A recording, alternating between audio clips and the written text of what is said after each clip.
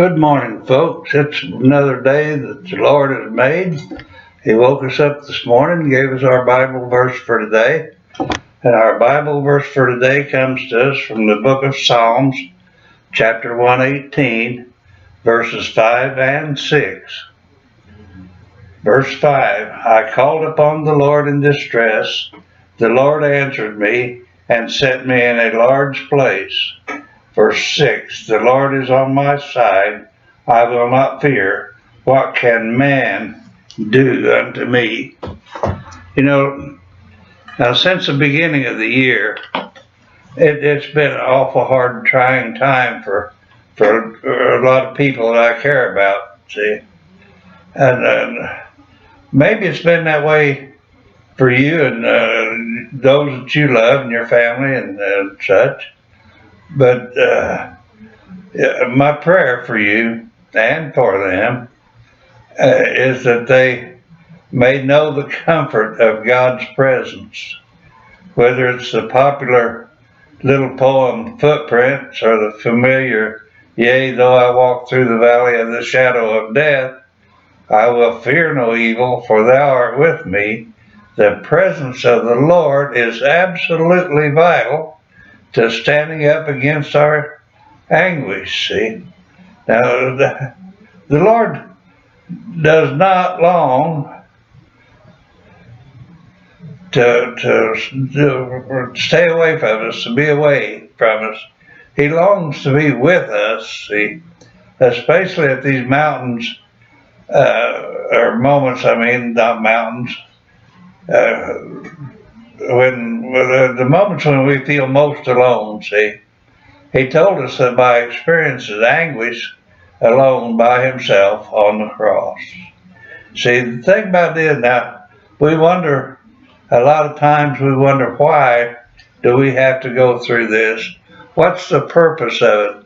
Now that put me in the mind of Job. Now look at Job. He sat there and lost everything he had. I mean, his money, his cattle, his ranch, his everything, his kids. He lost everything, and yet he didn't understand why. He didn't know what the purpose of it was. See, but he stayed faithful to the Lord. He stayed true to the Lord. See. And through it all, he held up God and then stood true to God. And in the end, God restored to him all that he had lost. See? Not the same kids and stuff, of course, but he gave him more than he had before.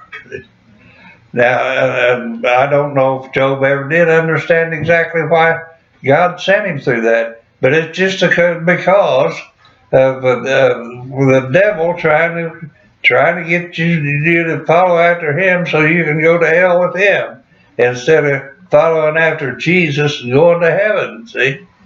It's a trick of the devil most of the time for us going through the anguish that we're going through.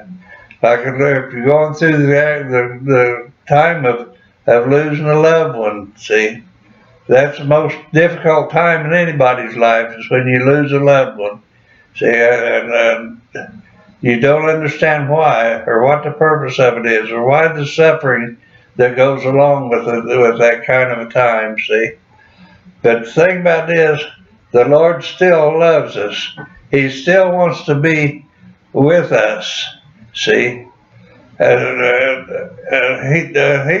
I said, he simply told us that by experiencing anguish alone and by himself on the cross. See, so he knows what you're going through. He knows how to lead you through it. Is all you have to do is look up. Look up, see, for your redemption draweth nigh. See, think about it, folks. Lord, mighty God, I'm thankful that you refused to be God from a safe distance, because you came and felt what it was like to be abandoned, forsaken, and alone. See, Lord, I know that I can trust that I will never be forsaken by you.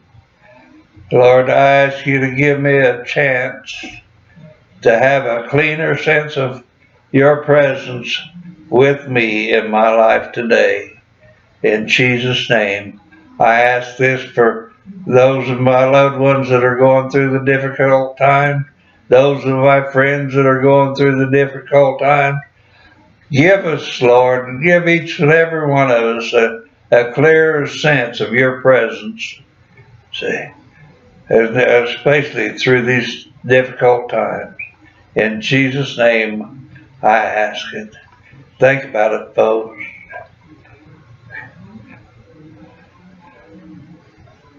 The thing about it is, we may know the comfort of God's presence. See, that's what I'm asking God for, is the comfort of God's presence.